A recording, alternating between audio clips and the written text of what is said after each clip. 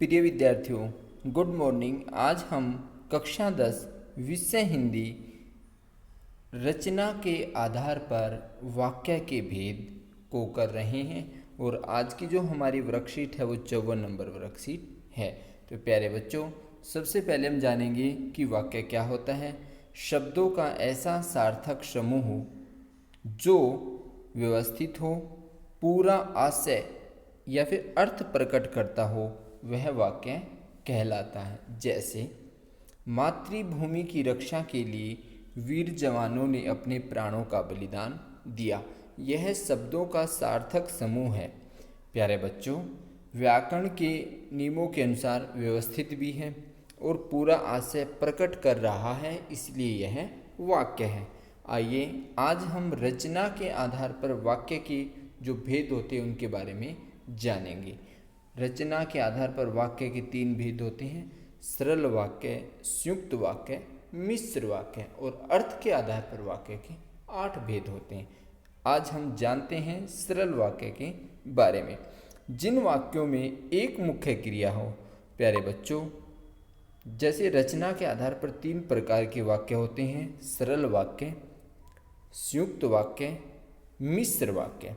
सरल वाक्य जिन वाक्यों में एक मुख्य क्रिया हो, अर्थात एक ही मुख्य क्रिया हो, उन्हें सरल वाक्य या साधारण वाक्य कहते हैं।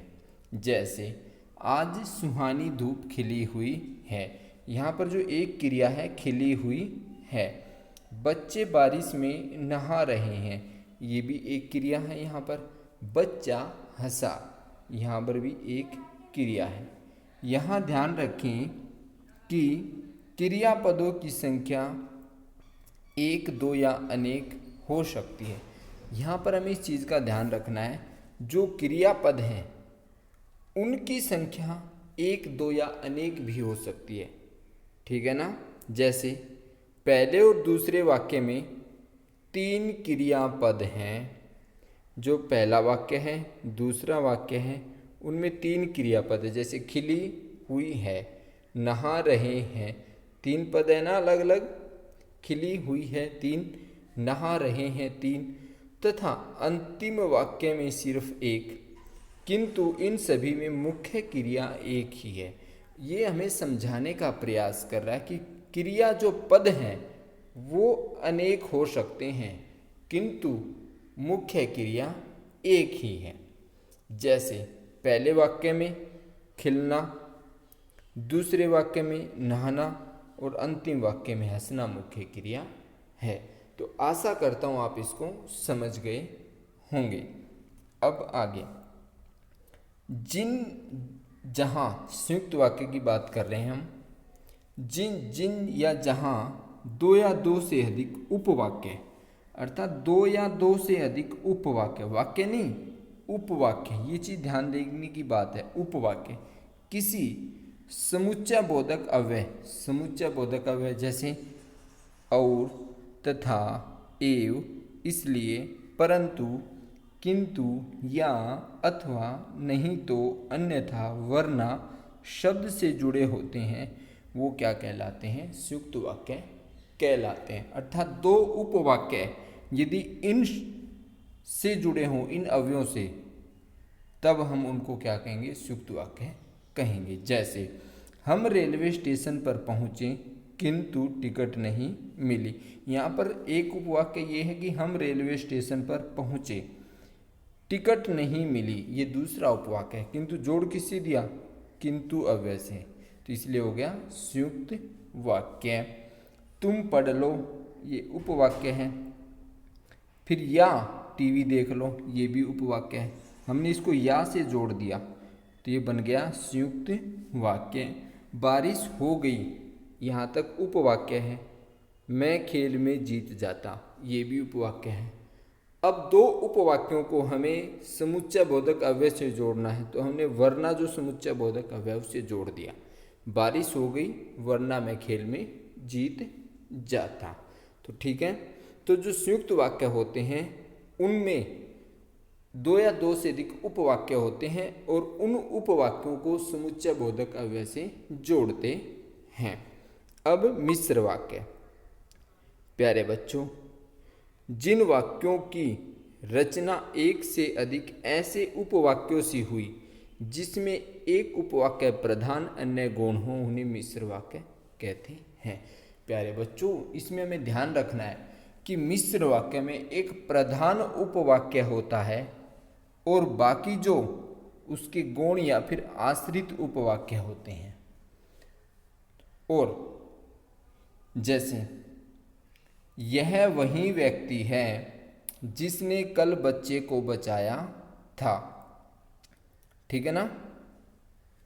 तो ये जो यह वही व्यक्ति है, ये प्रधान, इसकी तरफ इशारा कर रहा है, प्रधान उपवाक्य है, वाक्य नहीं, ये ध्यान रखना, उपवाक्य। जिसने कल बच्चे को बचाया था, ये आश्रित उपवाक्य है इसी के ऊपर, या फिर हम इसको गौण उपवाक्य भी बोल सकते हैं। जो परिश्रम करते हैं, ये आश्रित हैं किस पे, वे अवश्य सफल होते हैं, ठीक है ना। तो ये प्रधान उपवाक्य है, वे अवश्य सफल होते हैं। और जो परिश्रम करते हैं, ये आश्रित उपवाक्य है या फिर गौण उपवाक्य है। तो मिश्र वाक्य में हमेशा एक प्रधान उपवाक्य होता है और अन्य आश्रित उपवाक्य या गौण वाक्य होते हैं। आशा करता हूँ आप इसको समझ गए होंगे। अब कुछ उदाहरण दिए गए हैं, ठीक है। अब हम इनको समझते हैं। ये आपकी वर्कशीट तैयार कर दी गई है। निम्न वाक्यों को पहचान कर उनके भेदों के नाम लिखिए। तो प्यारे बच्चों, जैसे वह खेलते खेलते सो गया। अब ये हमारा प्रथम वाक्य है, खेलते खेलते सो गया। तो ये हो गया सरल वाक्य, ठीक है ना, क्योंकि इसमें मुख्य क्रिया है, एक करता है और क्रियापद अनेक हैं, ठीक है ना, किंतु मुख्य क्रिया एक है, इसलिए सरल वाक्य है। जो व्यक्ति स्वावलंबी होते हैं, ईश्वर भी उनकी मदद करता है। जो व्यक्ति स्वावलंबी होते हैं, ईश्वर भी उनकी मदद करता है। यहाँ पर दो उपवाक्य हैं, एक प्रधान उपवाक्य है और एक आश्रित उपवाक्य है। अर्थात ईश्वर किन की मदद करता है, जो स्वावलंबी होते हैं, तो ईश्वर भी उनकी मदद करता है, जो व्यक्ति स्वावलंबी होते हैं, ठीक है ना। तो इसमें एक प्रधान उपवाक्य है, बाकी आश्रित उपवाक्य है, इसलिए यहाँ पर मिश्र वाक्य है। प्रश्न नंबर, वाक्य नंबर 3, बस स्टॉप पर पहुंचने से पहले बस जा चुकी थी। बस स्टॉप पर पहुंचने से पहले बस जा चुकी थी।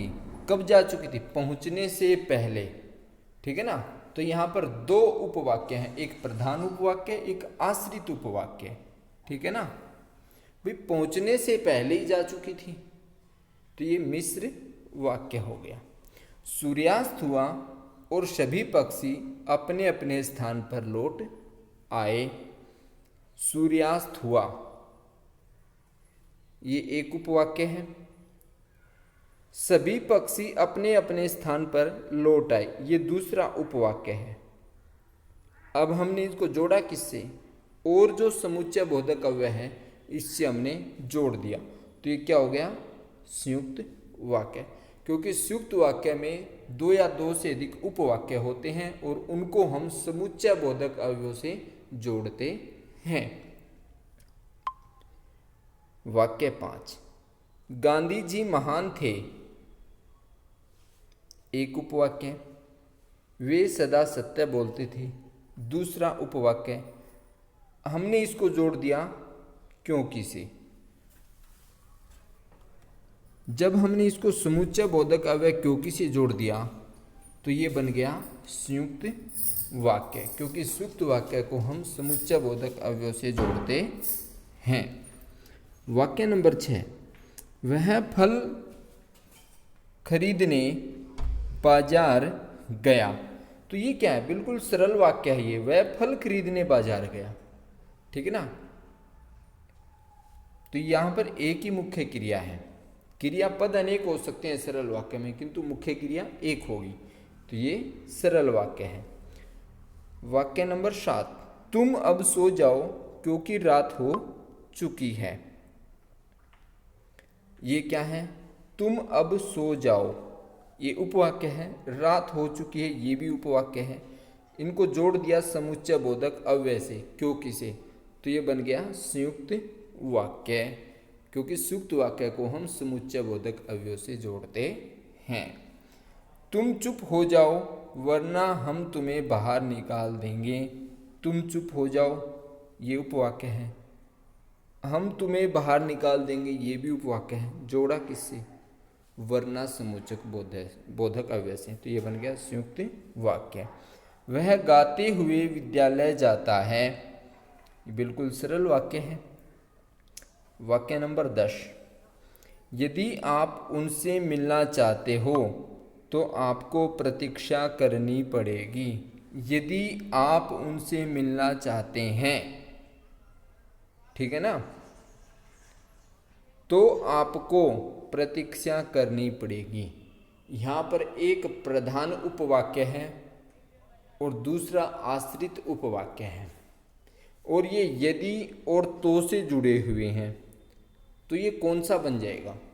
क्योंकि प्रधान उपवाक्य और आश्रित उपवाक्य मिश्र वाक्य के अंदर होते हैं, दोनों एक दूसरे पे आश्रित होते हैं। यदि आप मिलना चाहते हो, ये वाक्य पूरा नहीं हो रहा, तो आपको प्रतीक्षा करनी पड़ेगी। अब ये जब ये सेंटेंस जब आगे आएगा तभी वाक्य पूरा हो रहा है ना। तो एक प्रधान उपवाक्य है, दूसरा आश्रित उपवाक्य है, इसलिए यहां पर क्या हो गया? मिश्र वाक्य हो गया। ये में ध्यान रखना है। यदि मेहनत करोगे तो सफल हो जाओगे। यदि मेहनत करोगे प्रधान उपवाक्य हो गया, तो सफल हो जाओगे आश्रित उपवाक्य होगा। भाई सफल तो तभी होगे ना जब आप मेहनत करोगे, मेहनत नहीं करोगे तो सफल कैसे होगे? तो इस प्रकार के जो सेंटेंस होते हैं उनमें मिश्र वाक्य होता है, हमें ध्यान रखना है, ठीक है ना। यदि और तो जब भी आते हैं वहां पर मिश्र वाक्य ही होता है। तो प्यारे बच्चों, आशा करता हूं आप इसे समझ गए होंगे। धन्यवाद।